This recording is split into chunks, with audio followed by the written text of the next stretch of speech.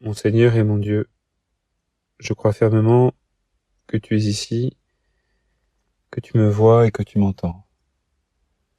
Je t'adore avec profonde révérence.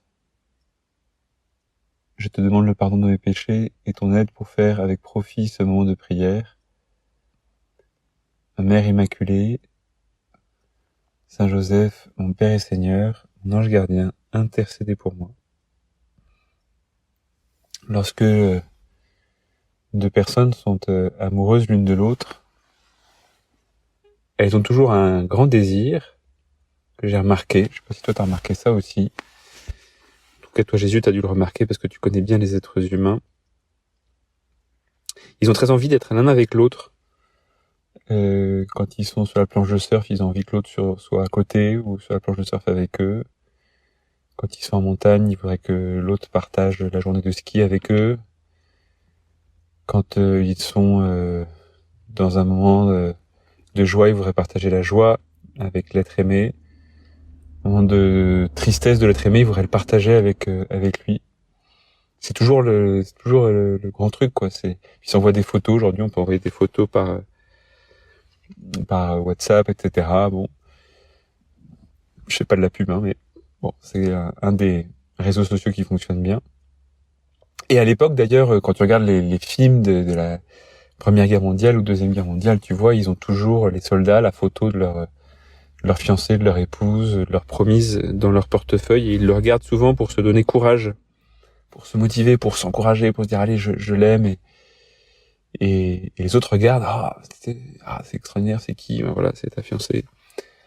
Et les fiancées qui sont au pays, elles ont, j'imagine, la photo de leur fiancé dans leur cœur, ou sur un meuble, ou dans une horloge, ou dans une petite montre qu'on peut porter à la ceinture, comme pour se rappeler l'être aimé, pour pas l'oublier, qu'il est là et qu'on l'aime. Et en fait, avec toi, Jésus, c'est la même chose. Je me rends compte d'une chose, et de plus en plus, c'est que en fait, toi, t'es fou amoureux de moi. J'arrive pas à le goûter parfois. J'arrive pas à ne pas l'oublier. J'arrive pas à m'en rappeler. Parfois, je vois plus la violence dans le monde, je vois plus ce qui va pas dans ma vie, et je lis mon histoire à l'aune de ce qui va pas dans ma vie. Je pense plus aux choses tristes qu'aux choses joyeuses. Je pense plus à cet amour fou que tu me portes qu'au reste. Je pense plus, pardon, au reste que cet amour fou que tu me portes. Et j'arrive pas à vivre toujours dans cet amour, à avoir toujours cette image de toi qui meurt par amour pour moi sur la croix, gravée au fond de mon cœur. Et pourtant, je sens que je suis fait pour vivre ce grand amour. Je sens que je suis fait pour être profondément aimé. Et c'est ce qui fait que parfois je fais tant d'erreurs, parce que je vais chercher l'amour dans des choses qui ne le sont pas. Que ce soit les choses matérielles ou les choses affectives. Je vais chercher cet amour très grand auquel j'aspire ailleurs. Et j'oublie ce visage que tu m'offres sur la croix, ce visage fou d'amour, ce corps fou d'amour pour moi. Et je pense à plein d'autres choses dans la journée, qui sont bonnes, hein, qui sont pas forcément mauvaises. Et c'est bon que je pense à ces choses-là, mais je vois pas toutes ces choses dans cette perspective de cet amour infini que tu me portes, cet amour inimaginable, incompréhensible.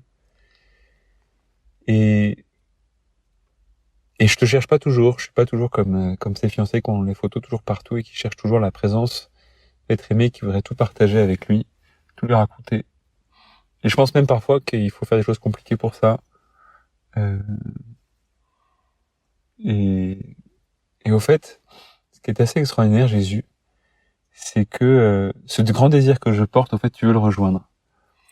Tu veux le rejoindre de façon très concrète pendant ce carême. Tu veux m'aider pendant ce carême à vivre cette relation entre toi et moi, façon nouvelle, à me détacher un peu de ce qui m'empêche de vivre cette relation, un peu comme si un couple avant les fiançailles, eh bien, voilà, prenait un temps l'un pour l'autre, en allant dîner tous les deux, en allant se promener tous les deux, en coupant un peu les téléphones, en se coupant de leur famille, en se coupant du travail, etc., pour être pleinement l'un avec l'autre, en se coupant aussi des choses mauvaises comme la colère, la rancœur, la tristesse, l'orgueil, pour essayer de passer un moment de qualité avec l'autre. Et toi, Jésus, tu m'offres ce moment de carême comme un moment de qualité pour retrouver cette, je veux dire, ce premier amour, revenir au premier amour, revenir au premier moment où je t'ai connu, à ce moment où ce feu a commencé à brûler dans mon cœur.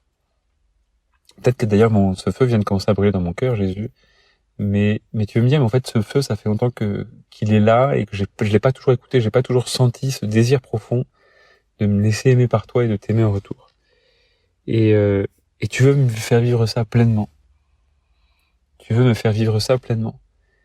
Et c'est extraordinaire, Jésus. Donc je voudrais d'abord te remercier pour ce temps de carême. Mais en même temps te dire, mais oui, mais comment te rencontrer? Est-ce qu'il faut toujours être à l'église pour te rencontrer? Est-ce qu'il faut justement se couper du travail, de la famille, des loisirs, de toutes ces belles choses? C'est ça le carême. Alors faut se priver de tout il faut rentrer au monastère pour être avec toi, Jésus, pour être pleinement avec cet amour que je sens pas assez au fond de moi pour toi, et cet amour que je sens pas assez au fond de moi que tu me portes.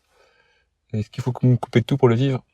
Parfois oui, c'est bon de prendre la messe le dimanche, on a besoin de ça, on a besoin de prendre ces moments, et c'est pour ça que le carême, on essaie de prendre ces minutes de prière quotidienne pour en se coupant de tout pour vivre ces moments de qualité. C'est nécessaire, en se mettant en mode avion de tout. Et c'est, en fait, sans ça, je peux pas vivre, et c'est pour ça que le carême est un moment de prière et de jeûne, de jeûner tout ce qui m'empêche de cultiver cette relation fondamentale. De nettoyage, on pourrait dire, du pied de la plante, de l'arbre que je suis. D'écobuage, comme il existe chez nous, où ils mettent le feu à certaines parties de la montagne pour la nettoyer complètement. Et nous, c'est pareil, c'est ce que tu veux faire. Et en même temps, ce qui est assez extraordinaire, Jésus, c'est que tu me dis dans l'évangile qu'on peut lire aujourd'hui dans l'Église, qu'on peut lire dans toute l'Église universelle, ces phrases extraordinaires. Tu dis, j'avais faim et vous m'avez donné à manger, j'avais soif et vous m'avez donné à boire, j'étais nu, vous m'avez habillé, j'étais étranger, vous m'avez accueilli, j'étais malade, vous m'avez visité, j'étais en prison, vous êtes venu jusqu'à moi. Et en fait, t'es en train de me dire quoi? T'es en train de me dire que quand je vis toutes ces choses du quotidien, si je me laisse porter par cette prière, si je me laisse transformer par cette prière, je peux te rencontrer. Je peux faire de chacune des occasions de ma journée une occasion de te rencontrer. Parce que tu dis, quand je donne à boire à quelqu'un, en fait, c'est à toi que je donne à boire. Et donc, c'est aussi simple pour une mère de famille qui donne à boire à ses enfants, pour un père de famille qui va faire les courses, pour une épouse qui sert un verre d'eau à table à son mari, pour un homme qui au travail attend que tout le monde ait bu avant de se mettre à boire lui. C'est aussi bête que ça. C'est à toi que je sers à boire. Pareil pour la nourriture. Pareil pour la nudité, penser que revêtir l'autre, l'habiller, mais toutes ces choses-là, en fait, sont des lieux, Jésus, où je peux te rencontrer. C'est-à-dire que il n'y a pas besoin de s'enfermer, je sais pas où, pour rencontrer Jésus. Pour te rencontrer, Jésus, il y a besoin de prendre ce temps de qualité avec toi, mais qu'après, dans la journée, tout peut me faire penser à toi. Absolument toutes ces choses-là, la faim, la soif, la nudité, l'exil, la maladie, la prison, qui sont plutôt des choses négatives, au fait, en apparence, et en fait, Jésus, elles peuvent me faire penser à toi. Que je le vois chez les autres ou que je le vois chez moi, elles peuvent me faire penser à toi, parce que dans le désert, t'as eu faim, comme moi, parfois je suis tenté, j'ai faim et je veux me rasser des choses qui sont pas forcément bonnes. Sur la croix, t'as eu soif. Sur la croix, tu étais nu. Et dans la crèche aussi, tu étais nu. Tu as été étranger en Égypte. Tu as été malade, profondément malade, puisque sur la croix, tu as profondément souffert. Tu as été mis en prison avant d'être sur la croix. Tu étais prisonnier de la mort pendant quelques jours. Et au fait, toutes ces situations où a priori je pensais ne pas te rencontrer, et je pensais que c'était les situations qui m'éloignaient le plus de toi, au fait, sont des lieux où je pu te rencontrer. En fait, t'es tellement amoureux de moi que je peux te rencontrer dans tous ces lieux-là. Et donc, ça peut être intéressant que pendant ce carême, je relise toutes ces situations où j'ai eu faim, j'ai eu soif, j'étais malade, j'étais en prison, j'étais nu ou étranger, et où j'ai senti ces choses-là, et me dire, mais en fait, t'étais avec moi. Et qu'aujourd'hui, du coup, je puisse vivre ces situations de façon différente. Et du coup, peut-être même parfois, aussi étonnant que cela puisse paraître, dire, je choisis d'avoir faim. faim parfois d'action, faim de manger, ou d'avoir soif, de retarder un petit peu mon moment de boire, ou bah voilà, je suis malade, bah je me plains pas, etc. Ou j'accepte d'avoir un petit peu froid, etc. sans me plaindre, en me disant bah c'est là que je te rejoins Jésus, parce que tu m'as rejoint là et moi je te rejoins, et j'éprouve là le fait que en fait bah, ton amour est plus important que ce qui pourrait me nourrir, ce qui pourrait me donner à boire, que ce qui pourrait me vêtir, que ce qui pourrait me guérir, que ce qui me pourrait... On parle de la santé, le rêve de la santé. Non, en fait, Jésus, le plus important, c'est le rêve de me sentir aimé, de me savoir aimé, de vivre que de ton amour et pas de ces choses-là. Et de savoir que c'est ça le plus important. Alors Jésus, je te demande de m'aider à vivre ce carême en redécouvrant ce que ça veut dire la passion, la passion. Ce que ça veut dire ta douloureuse passion. Combien tu es passionné par moi. Tu es comme un peu, si on pourrait dire, attaché à ta passion, attaché à moi, passionné par moi, attaché à moi, et que tu veux vivre tout ce que je vis. Et pour ça, bah, t'es prêt à avoir faim, à avoir soif, être nu, étranger, malade ou en prison, par amour pour moi, pour que je puisse te rencontrer dans toutes ces situations-là, et te rencontrer dans les personnes qui vivent ces situations-là, et t'aimer à travers les personnes qui vivent ces situations-là. Et même moi, quand je vis ces situations, te rencontrer là. Vierge Marie, donne-moi ton Esprit Saint pour que l'Esprit duquel toi tu vis, pour qu'il me fasse vraiment goûter cet amour infini de Jésus et du Père, et pour que je sache qu'il est toujours avec moi, que je sache me priver de certaines choses pour préférer l'amour du Christ à d'autres choses. Je te remercie, mon Dieu, des bonnes résolutions, des actes d'amour et des inspirations que tu m'as communiquées dans cette méditation.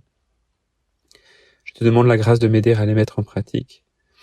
Marie, ma Mère Immaculée, Saint Joseph, mon Père et Seigneur, mon ange gardien, intercédez pour moi.